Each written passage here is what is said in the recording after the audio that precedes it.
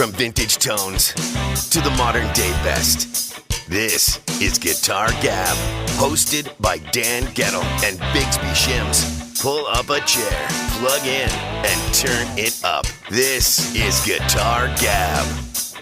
Hey everyone, a quick announcement, a cool new thing that we've got here at Guitar Gab. We had a couple of interns curate a playlist that contains music from the artists that we will talk about during this next episode. Look in the comments. You can go to our website at guitargabpodcast.com. We will have links to all the streaming services that you can find this playlist on, where you get your music. You can listen to what we just talked about. Hope you enjoy. Have fun. Hello, everybody, and welcome back to another episode of Guitar Gab. We are back here to amuse you for a little bit of time. I'm Dan Gettle. And I'm Bigsby Shims. Hey, Biggs. Hey, let me ask you a quick question before we get started. Yeah. In the heat of the summer, do you find yourself playing more? Are you inside picking up guitars more? Or are you outdoors more, even though it's starting to kind of get hot? I've been in a bit of a playing drought, I have to say. It may be one of the longest in a very long time. Oh, wow. Is that just busy with life? I think life getting in the way, but I think I start feeling guitar guilty if I don't pick it up. So I have been forcing myself to kind of go back and just run scales and keep the fingers moving. I need to do more of the scale running. I find myself this in the last sort of week or so. I have guitars hung on the wall, and I just have a couple of go-tos. I have a couple of Frankenstrats. The green one that you and I built is a tribute to my mom that I call Sharon, and then this purple 1991 Jeff Beck Strat that the electronics have been changed out in. Okay. And the back of the neck was sanded down, took all the lacquer off the back of the neck, and this neck is massive. That's right. It's like a Louisville Slugger baseball bat. I remember playing one of those when they were at an early Guitar Center when they first opened, really. Uh-huh. And that was the era of the Super Strat and thinking, who would ever play this? I know. And if you watch Beck videos, which I do because I loved Jeff Beck, I thought he was phenomenal. And you watch how he kind of holds the bar in his hand and he does what he does on the neck. I think the giant neck was good for him. He had the big hands. He famously said, and I may be misquoting, that the reason he stopped playing Gibsons and went back to just Strats was anybody could sound good on a Gibson. And he wanted the meat of the Strat. It was more challenge to him. You like that fight? Yeah, I guess. I don't. But I'll tell you what, I do like the neck. And it's very different from the one that we built. The Sharon guitar has that 7 1/4, simple C radius, maple neck, comfortable, fun to play. It's, been aged a little. You pick that one up, that's on one side of my room. And then if I walk in the other way and I just grab the other one and play that, I could use some practice because one makes me feel like the other one I can't play on, or, your hands just feel a little different. But they're both comfortable, but sure. It begs the question, and maybe we should dive into this at some point on another one. Do you have a specific type of guitar that you feel comfortable in, or can you oscillate from one to the other? These guys that have 7 different kinds that they go to on stage for 7 different songs. Is that a skill? Or is there some people that need to have the same neck, same style in their hand? That's a good question. There is an issue of adaptability, I guess, if you're going from Strat to even Telly or in between Gibson, Fender, or whatever, Rickenbacker, which is like a pencil thin, tight string spacing. That one's a tough ask. I mean, if you look at Mike Campbell or Mark Ford, who on any given night would have 6 completely different styles of guitars behind them that they were going to play, right? I like that idea because it just changes up your approach. I think you play different things on different guitars because the guitar is sort of dictating what it wants to do. Yeah, you're right. If you play within your instrument, for sure. And then there's guys like Yngwie who have very specific, down to the fretwork, down to the scallop frets and everything that he needs to do what he does to the unbelievable degree that he does it, let's be clear. But he's got a very specific thing. And if it doesn't work, he'll chuck that sucker right up in the air and throw it off. If we ever get Yngwie on the show, I guess the one question I would love to ask Yngwie Malmsteen is there ever a time where you don't play an early 70s style Strat and a Marshall? If there's ever a case where he might change it up. Red Ferraris and early 70s style Strats. I mean, I guess he's got a type. So the 2 Strats, and then what have you been plugging them into? What's going on this week? So I've got that orange combo amp, the orange Rocker 30. Okay. It was one of the only Rocker 30s at Orange. It was the first year they did it, and it has EL 34s in it, not EL 84s. Okay. And back sort of in those early days when I don't know. I don't think it stopped much, but I spent a lot more money on gear than I needed to. I remember going and finding some really seriously old EL34 power amp tubes on the market and put them in there. I don't know if it makes much of a difference, but it's a really good feeling amp. Yeah. It's got the, silver anniversary Celestion in it, but it has a very big rock feel. It's got 2 channels, but not really because they're kind of connected, but it has a master volume, and it's hard to get it to New York apartment level and still get that warm spot. But the late Dennis Kager from Ampeg and from Sun and those amps had a shop down in Jersey, 2 hours away.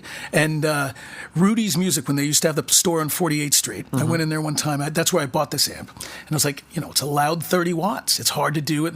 And he's like, you got to go see Dennis Kager. You got to drive down. He gave me the address of a shop, like an electronic shop in Jersey. Yes. And I walk in with the amp, and I've got my, super expensive tubes, and I'm going in there, and I'm bringing the amp. I'm like, can we get a half power switch on this or something like that? And he's looking at the amp, and he's looking at me. Because first of all, what do you want me to do with these tubes? I said, can you put them in there and bias it? And he just goes, these are perfectly good. These are brand new tubes in here. And I said, sorry, I just brought them. So he agreed. And I went to pick it up, and he said, yeah, we couldn't put the switch in there. I couldn't do it. But if you look under your chassis, I just put a power knob. It's like a voltage regulator for the power tubes. So I dial the amp in where I want it, and then I reach underneath and turn this knob down, and the full scope of the sound just comes down. It takes the whole thing down. It's not in the preamp section. I wonder if he's either starving the tubes somehow of voltage, or somehow he's putting something in there. I think it's out to the speaker, maybe. Would that make more sense? Either starving the tubes, or the other way I could imagine is that there was another tap on the transformer. Okay. Sometimes transformers have different taps for different voltages. Okay. So if there was another unused tap, because maybe Orange might have been buying that one transformer for more general uses. Okay. And then he might have said, this other tap has a slightly lower voltage, and put that on a switch. And that's what it is. That's also another possibility, yeah. Okay. Yeah, because it's almost like a master volume, even though the amp sort of has a master. It doesn't really. It has a channel that you can pull down with a volume from the other channel. They're kind of tied together. And that's the Eddie Van Halen thing, too, because it's funny, because I think when we were coming up, the word was that he would take the Variac and run it higher than 120 volts. Yeah, which I think caused a lot of people to blow their stuff up. Yeah, the rumor that during Fair Warning his tubes melted and the amp caught on fire or something like that. I think there's a lot of lore there, but I think now we all know he actually brought the voltage down, so the amp was breaking up earlier, taking a little bit of the edge off and some of the volume down. So probably a similar kind of deal. That's the exact same thing. Yeah, that's what it does. It's great. So speaking of which, I know that if you know all this stuff, and I've told you, I've been bugging you, I want to get something together for our socials where I figure out what you're working on and what's on your bench. And I know you're doing something pretty cool right now, aren't you? Yeah, right? I have an old friend. We played in bands together back in the day. He's a gigging New York City bass player, upright and electric. And I guess back in that era of late 90s, early 2000s, there was a builder in, I believe, California, I could be wrong, Walter Woods, that would make these really specialized bass heads, solid state, designed for, I think, for upright specifically, but also versatile enough for electric as well. And these things were tiny, big wattage, Class D maybe, that sort of thing, but it was very proprietary. It looks professional, but professional kind of home built. I mean, you could picture it in a store on a showroom floor, but once you dig into it and open it, like, this thing's a little bit cruder, not in the design or layout or the work, but just sort of in the hardware construction part of it. It doesn't look prefabricated on a line. Mike was saying how he turned it on one day and just made kind of a sound, and that was that. That's never good. No, given that this thing's about 30 plus maybe years old, I said, well, let's start with the electrolytic caps. There's a bunch of them in there. I mean, I have a sack just full, and those things dry out. And we got lucky because the word on the internet is that Walter Woods is not really doing that anymore. I think he's, a little bit older or, further down the road in his life. And a lot of times, like Dumble, he would goop the components. Yeah, Klon, all those guys, right? Yeah. And I think even one step further where they said he would actually file the values off of the sides of components. You can get through the goop, you still aren't going to get any info. And zero published schematics. Oh, man. I think a lot of that stuff, unfortunately, is kind of getting to an age where it's probably starting to kind of maybe not hold up to the specifications of when they were first made, and there's no way to fix them. I'm going to give it a good college try, and hopefully. I was going to say, do you feel confident? Do you feel unlucky that you can get through it? Or? I mean, I'm not going to lie. When I flip that switch for the first time, I'm going to hold my breath. All right, but nothing ventured, make sure you nothing, have a fire gained. extinguisher handily next to you, and you'll be fine. I mean, it won't be the first time a little fireball shoots up from something I'm working on. Yeah, I couldn't do it. I'm scared of getting shocked standing in front of a mic. Like where you get that little thing on your lips. That sucks. So we've got something pretty fun that we're going to do today. Instead of diving into the gear of guitars, we're going to dive into the guitarists of the guitars. We're going to kind of go through some unheralded guitar heroes, right? Is that what you were? Yeah, everyone's heard of the Pages and Hendrix and Gilmour and all the Brian May, all the ones we love that we're all influenced by. Yeah. But maybe we can take a look at and turn some people on to the unsung guitar heroes out there. Yeah, and I got to say, I was thinking about this today after we kind of shot the idea back and forth. I mean, I could come up with a list of 10 to 15 that when I really listened to them, I was like, holy shit, this is great stuff. Like, I just didn't know. And at whatever point in my life, why it meant what it meant. But yeah, this will be fun. This will be fun. And I have a pre-question for you. Okay. I'm going to throw this one out there. If you're looking at the three as a whole, is there anything that ties the three together? So I've got an interesting list. So I've got about 5 or 6 on my list, just in the off chance that you and I were doubling up. And as I was going on my list, I realized that some of the alternates are very tied in a really weird way with some of the original choices. One is just completely on his own. But I'm going to bet you $1 or a guitar pick or whatever, that there is zero overlap between our lists. Okay. All right. This is fantastic. I love this. This is good. Well, since I have alternates at the ready, do you want to go first? Yeah, and I'll tell you a thing that's in common between the three of my picks. All right. Looking at them from an overview, there is an economy of notes here with these three players. That's interesting. Yeah, they can say a lot with very little. That's one of my favorite things. I remember years ago having an engineer friend who had recorded the great Tony Levin on bass in the studio. Yeah. So the story is Tony Levin comes in, they play the track down, they play it down, he hears it, okay, roll it. He plays, does a bass line, listens, okay, let's hear it back. And as they're playing it back, he's going, I stepped on the vocal there. It's fighting with the drum fill there. And every successive take, he reduced. So he distilled this to the perfect economy. But keep his idea where it needed to be, right? And nothing more. As an engineer and a player, you probably really respect the fact that everything's got its space. Because when you mix, you're mixing drums and bass and vocals and keys and horns. And when you're playing, I mean, you sometimes forget where you're going. When I first started gigging out 100 million years ago, I wanted to get that big, chunky, thick, low-end guitar. And it was just muddy in a band. It just, you don't know it. Playing with your buddies growing up with just a drum set, it sounds big and thick and huge. But put a bass player in there, and then maybe somebody with a vocal range that's lower. And to cut through, now I understand the treble boosts and everything else that people use, So, yeah, and it's not only an economy thing, it's also, I think it also talks about tone, where it's this higher level maybe of musicianship where you're looking at the whole entire thing like Tony Levin. Yeah. And that also involves frequencies. Highest level of musicianship right there. Yeah, right. And I've even been surprised at some of my bass player friends I talk to, because I don't think guitar players really do this. So it was really eye-opening to me, which is bass players really think in frequencies.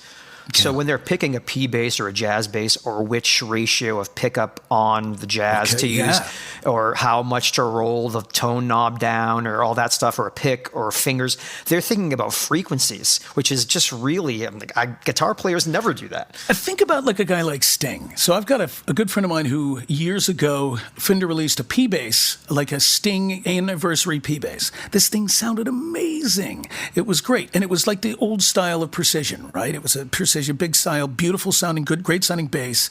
But Sting never uses his P bass, really. He really likes that. Or I guess it is a P bass, but it's the 50s, almost looks like a Telecaster bass, single right? coil. Yep. That's right. Not this style that was out. But he still fills up his space in a 3-piece band, you know, whatever his stuff is. And it's got to be how you run the frequency or the amp, or where you're EQing this instrument, right? He's got to have that in his head. So another topic we'll probably get into in the future is the hands. And, and what that means. I really want to dive into that one day. It's like when people say it's in the hands, like, what does that mean? Well, what is in the hands? I didn't have anything in my hands for most of my playing career, so I don't know how you get it.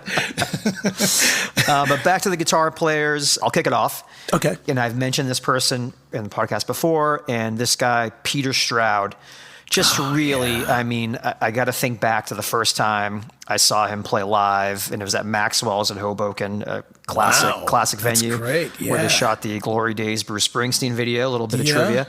Yeah. But I think it was one of the first experiences that I had where I heard, not an arena show, but I was in a club, and it was an arena level band sort of talent songwriting in front of me, just feet from my face. What was the context? Was it him solo? Pete Droge, so the Pete Droge band. Pete Droge, another awesome performer. Yeah, so Pete Droge and the Sinners, and Peter Stroud was part of the Sinners. Yeah. And it was real basic. I mean, I think it was a natural Telecaster custom for most of the set into a, if I'm not mistaken, a fawn-colored 70s Marshall. I mean, I'm jealous of that. It was inspiring. I mean, I still sort of think of that tone to this day, and it really kind of sent me down that path of. He's famously worked with so many people: Sarah McLachlan, Don Henley, Sheryl Crow, and others. You know, he's an Atlanta guy. I think he's been doing it for a long time at a very high level. And again, he has that economy of notes. Mm-hmm. He's got Tone for Days. I mean, he's a student of Tone. He co-founded 65 Amps. That's what I was going to say, right? Yeah, so he's not just a player. He's all over the map, right? He's all over doing all that stuff. Yeah, and for those of you that need an example, his stuff's all great. He's so tasty. But I would go back to the Pete Droge album. It's called Find a Door. Okay. And the track would be Dear Diane would probably be, I mean, they're all great solos. That's probably one of my favorites on the album. Again, just listen to the note choice, the economy. It's all in there. The tone, the sound of his guitars. Oh, and every recording with everybody he plays with, it sounds so good. So Dear Diane, that's the solo, Dan. I'll tell you, the sound of it, and we'll figure out a way, by the way, if you're listening, we'll get a playlist together and wherever you get your podcast, we'll put some music from these people on it if you want to listen to it.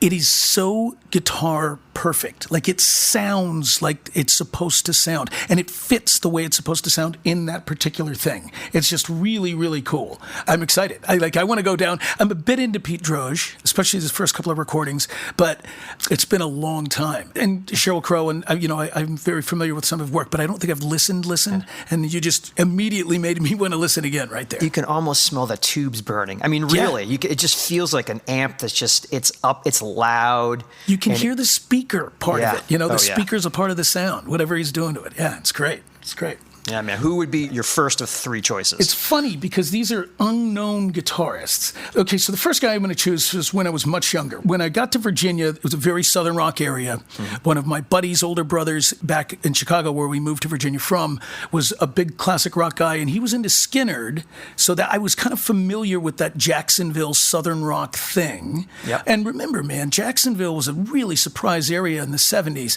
There was Skynyrd, the Allman Brothers, a lot of different people. people were coming out of Jacksonville. You had Don Henley was teaching guitar down in Jacksonville at the time before joining the Eagles. There was some serious players in a little area. Tom Petty and the Heartbreakers? Yeah, the Heartbreakers came out of there. This guy's band came out of there, and it had a scene. I didn't know it that much, but you moved to Southern Virginia from Chicago, and Chicago had their own scene, and Canada and Rush and Styx and everything I was listening to, as well as my buddies' brothers' stuff. And then I got down there, and it was very Southern rock centric. So there was everybody from Blackfoot to Molly Hatchet to all of these bands that were getting regularly played down there. Because remember, back in the day, you got your music from what you heard on the radio. That's where you got it. Or your older brother's record collection. Sure. Or your friends, whatever.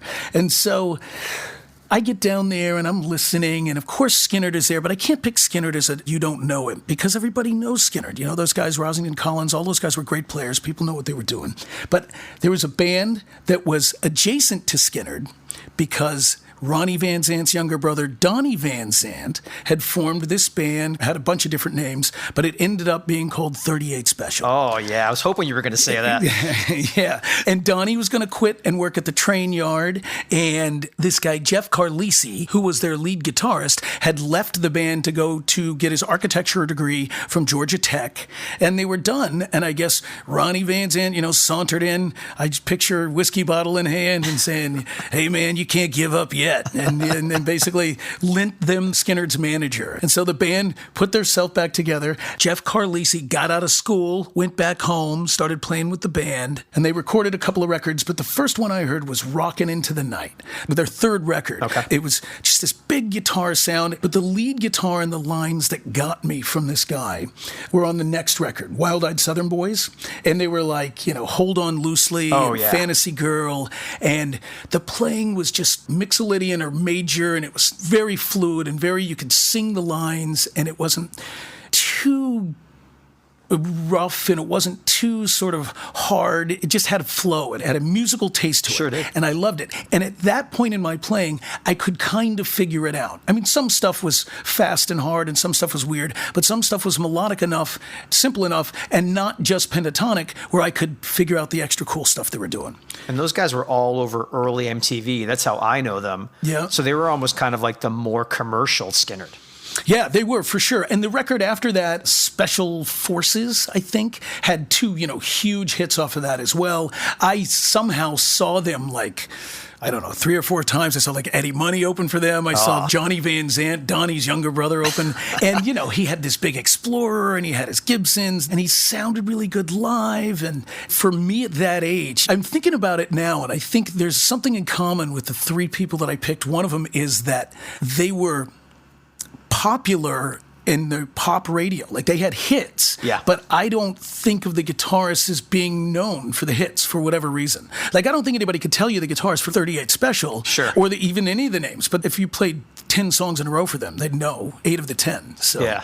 To me, if you can cross over like that, especially at MTV, reach more people, what's wrong with that? Not that it matters the actual day we're recording this, but today is Jeff Carlisi's birthday. Ah, nice. And he turned 74 today. Right on. Still kicking. And one of the things he did after 38 Special, which I remember, he formed this super group with another guy that I almost talked about today, Pat Travers. Okay. And Ben Orr, the bass player for the Cars, as a singer. And then Liberty DeVito as the drummer. And it was called Big People. And it kind of went nowhere. Nobody knew about it in the early 2000s. Yeah, I totally missed that one. Wow, that's a good pick, Dan. I like that. So there we go. Nice. I'm going to take mine. This is for all the rockers. Again, this is not a person that no one's heard of and very highly regarded. But again, for the rockers out there, I have to say Kenny Burrell. And again, economy of notes. I mean, just... This is, to me, the best clean tone ever of clean tones. It really, really is. Back in the Rudy Van Gelder studios, he did a lot of those recordings. And I guess the word out there is that there was a 5E3 Tweed Deluxe in the studio that a lot of those guys tracked through. Your favorite circuit? Is it your favorite circuit ever? I think it might have to be. Just listen to Mule on Midnight Blue when he hits those double stops. Yeah, man. I mean, that's phenomenal. That's phenomenal. The touch, again, the economy of notes. He's not playing a lot, but he's saying so much with what's happening. So if somebody can't go listen to our playlist, where can they hear it? Midnight Blue, Kenny Burrell. I mean, you can get the CD, you can get the record. Okay, it's out there. It's streaming everywhere. This is a classic. I mean, if you have one jazz guitar record, this is sort of the kind of blue, I would say, of jazz guitar. I mean, people like Charlie Christian, people like those guys, but Kenny Burrell, for me, is sort of that culmination of, it's very lyrical.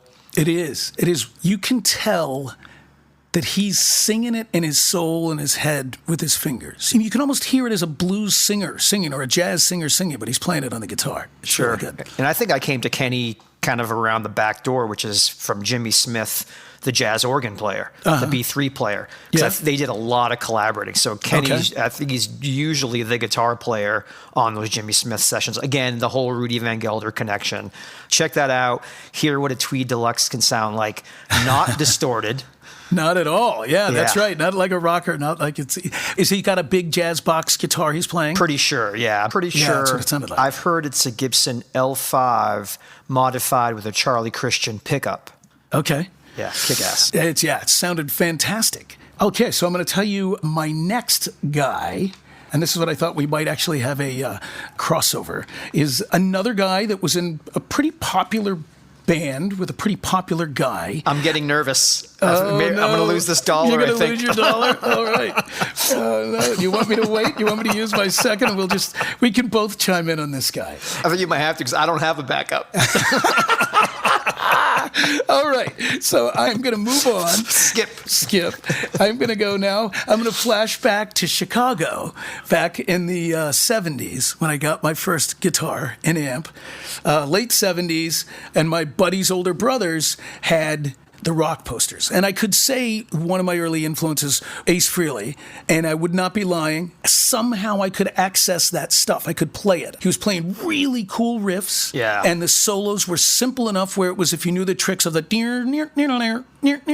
you could do that. It was accessible, and he was cool, and he played a Les freaking Paul, and he had Marshalls, but as much as I could say that and go into it and list all the cool stuff that he wrote, the people probably don't know that he wrote God of Thunder and Cold Gin, Love Gun, Detroit Rock City, at least all the cool guitar parts in those songs. But I figured that wasn't sort of under the radar enough. I have to interject here. Yeah. Because there's something that you might not know as an Ace Frehley fan, and tell me if you do, because I thought this was the coolest thing. Yeah. The beginning of the guitar solo to Pearl Jam's Alive by Mike McCready is the Ace Frehley solo from She. Wow. So I'm thinking now, and I can hear it. Like, I can hear it. And, I kind of think I remember either Gene Simmons or Mike McCready, one of the two in an interview, pointing it out. It'd be kind of cool if it was Gene Simmons that recognized it, right? he might ask him for some residuals. That's knowing him. That's right. Maybe that's how he knows. He was monitoring something. Who knew that Alive made Gene even more rich, right?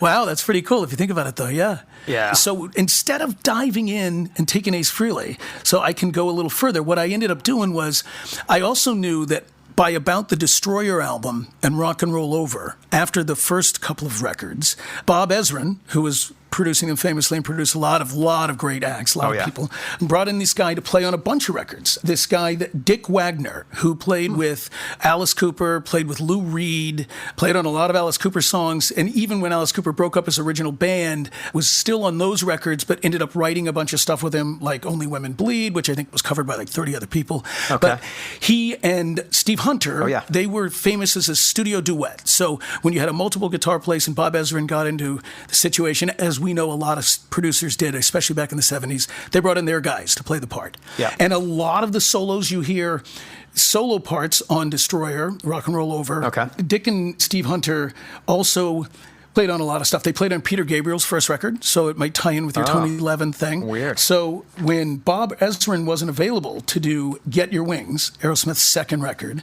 they went with Jack Douglas, who famously worked on all their great records with him, right? Okay. And Jack went in and, I guess, basically heard them and mentioned to Steven Tyler, you're the only one ready to make a real record right now. Okay. And Steven agreed. And so Dick Wagner played on 4 of the songs on Get Your Wings, and Steve Hunter played on 2 of of them with him. That's ringing a bell. I think I've heard the story. Now it's all coming together. Dick's the guitar you hear on Same Old Song and Dance and Train Kept a Rollin', which were my two faves off that record. And listen, I'm the first to tip my hat to the Aerosmith boys. I love them. I love it. Rocks. What they did on the record Rocks is one of my favorite things in the world. It changed music. But that particular record, they weren't ready. I think sometimes hearing somebody who might be just even a half rung or a full rung above the ladder will make you step up your game. Sure. So I think that's probably a big thing for them.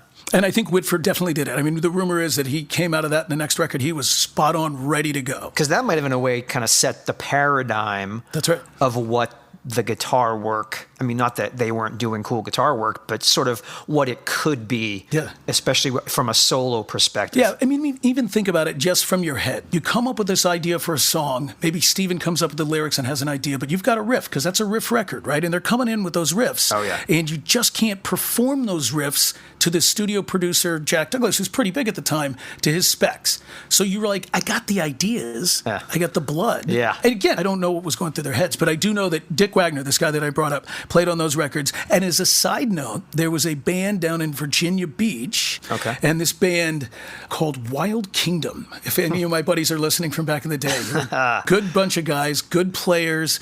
They did a video, I mean, way back, probably in the mid 80s. And Dick Wagner came in to produce the song in the video. Sweet. And I got to see him get up on stage and play a bunch of blues stuff. Oh, so, that's rock and roll. it was kind of cool that the full circle thing happened. So, yeah, so Dick Wagner from back in, studio guy, Alice Cooper. If you go and you listen to School's Out, he's the guy who's doing That's School's him? Out. That's okay. him, yeah. Everyone knows that. Everyone or should know that. Yeah. Oh, rock on, man. Well, I think this is where we converge. I hate to say it. I'm a dollar poor. I can feel it in my bones. I love it. The cat's out of the bag. Yeah. Keith Scott from Yes, Bryan that's Adams. him. I mean, come on. Absolutely. That actually might be, if I had to say, the one influence that would be the most of mine, that would be the most surprising to people who know my playing. Yeah. It would probably be Keith Scott. I don't know, because I think it fits right in your mold. It's note choice and selection, and he's still so tasty with what he's doing. Like, so in there in the pocket. I mean, vitally important. Co-writer. Yeah. Well, the guy who runs Vertex Effects, the founder-creator, does these in-studio things you can see on YouTube. He sat down with Keith Scott and went over a lot of these recordings and went over Keith sitting there with his guitar parts and he's playing them. And he said, Bryan Adams was writing music for other people.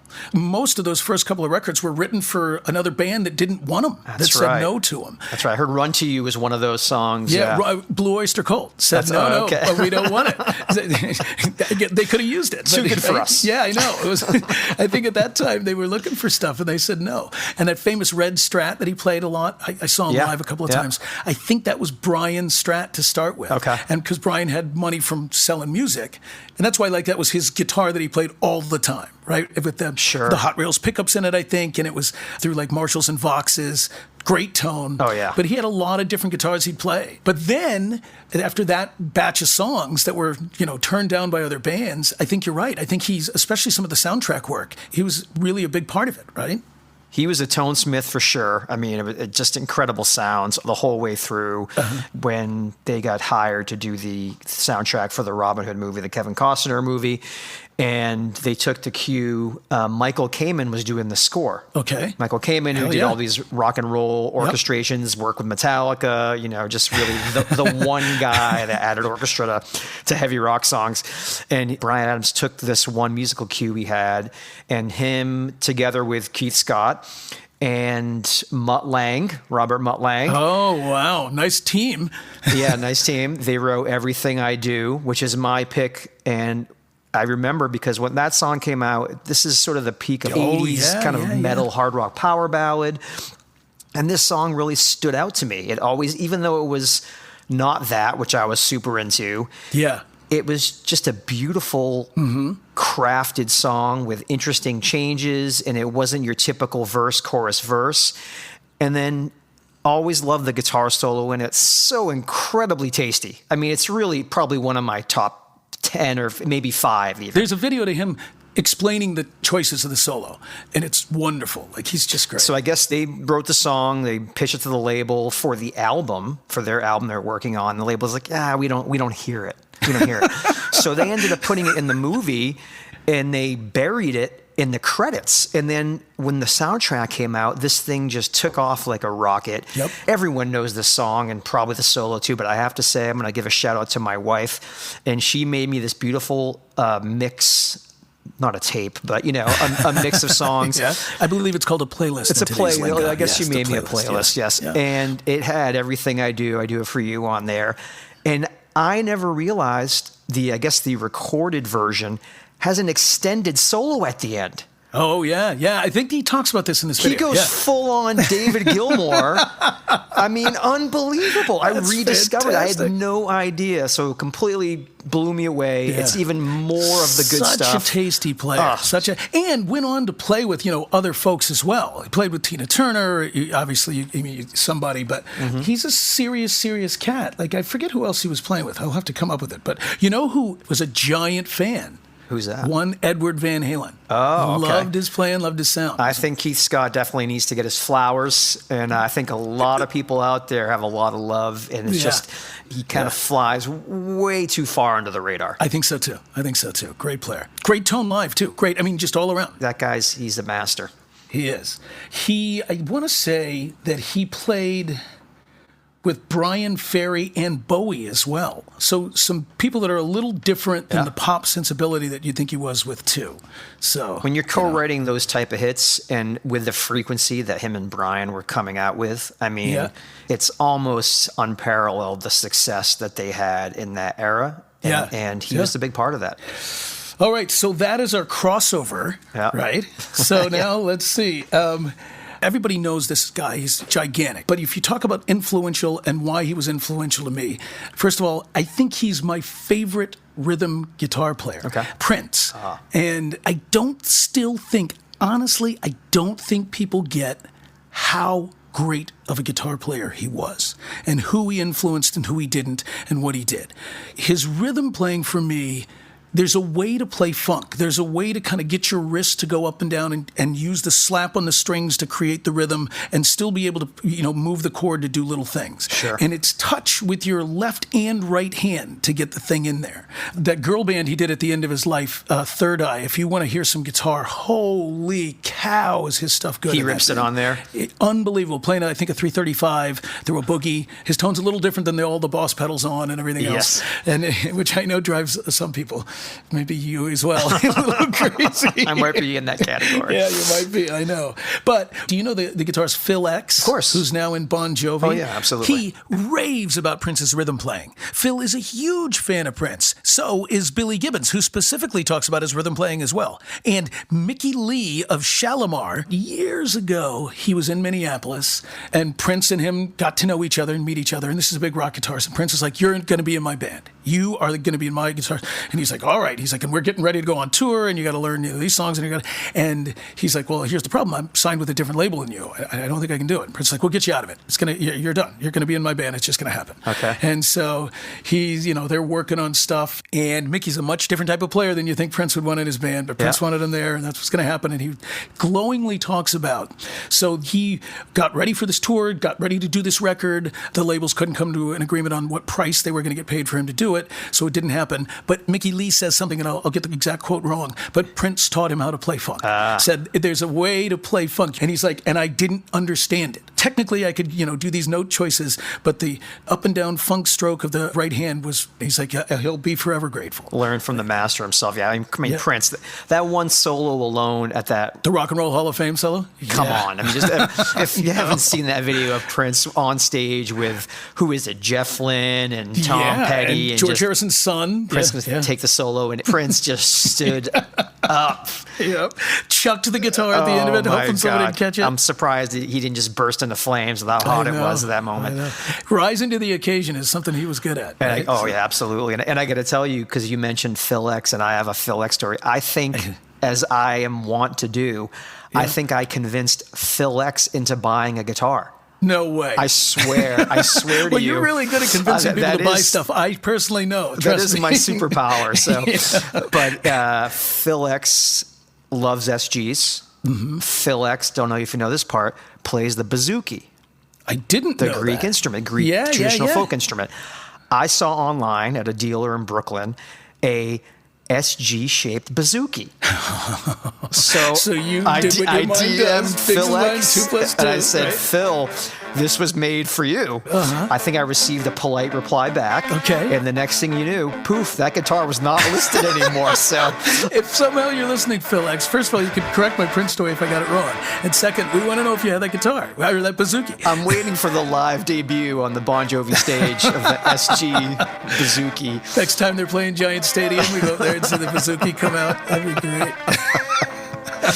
All right, we'll play more this week, my friend. Get in there, pick up your guitar. Don't keep it lonely. Absolutely. I'm going to give them all some love. Can't wait to get back and do another one of these. We're having Let's a do it. ball. I'm glad Yeah. you all are listening. Do all the things you're supposed to be doing. That's right. And stay happy and healthy. Keep playing. thanks, everybody. Cheers. Thanks for listening to Guitar Gab, the podcast where we talk about anything and everything guitar. If you enjoyed the show, subscribe wherever you get your podcasts. Watching on YouTube, hit like and subscribe so you never miss an episode. Be sure to visit GuitarGabPodcast.com for all our episodes and exclusive extras. And if you have feedback, topic ideas, questions, or even corrections, drop us a line at feedback@GuitarGabPodcast.com. Thanks for hanging out with us, and until next time, keep playing.